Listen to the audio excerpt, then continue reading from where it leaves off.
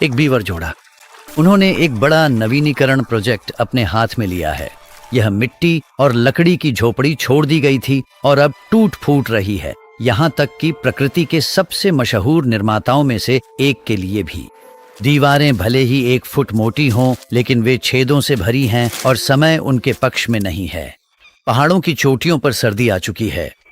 उन्हें अपनी झोपड़ी में 4 ठिठुरते महीनों तक टिके रहना होगा। छेदों को बंद करने के लिए उन्हें एक लचीले भराव की जरूरत है। खींची गई मिट्टी और घास बिल्कुल उपयुक्त है। उन्हें पता है कि यह सबसे छोटे कोने कोने तक भी भर देगा, लेकिन कुछ सही नहीं लग रहा है। बहता हुआ पानी। जिंदा रहने के लिए उन्हें सिर्फ एक झोपड़ी नहीं, बल्कि एक बांध भी चाहिए।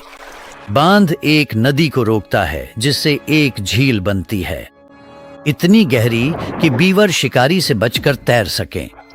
अगर जल स्तर गिर गया तो वे असुरक्षित हो जाएंगे। वह नुकसान का जायजा लेती है। सबसे पहले मरम्मत के लिए बड़े लट्ठे लगाए जाते हैं। इन्हें एक कोण पर रखने से बांध को और अधिक मजबूती मिलेगी। वह सावधानी से चुने गए पत्थरों की एक दीवार जोड़ता है, जिसे भरोसेमंद खींची गई मिट्टी से सील किया जाता है। काम पूरा हो गया है, लेकिन दुनिया भर के निर्माणकर्ताओं की तरह वे भी समय से पीछे हैं। जल्द ही बीवरों के लिए बाहर रहना बहुत ठंडा हो जाएगा। उनकी झोपड़ी ही उनका आश्रय बनेगी, लेकिन केवल तभी जब वे समय रहते इसे पूरी तरह इंसुलेट कर सकें। वह सुरक्षित है और वह भी सुरक्षित है।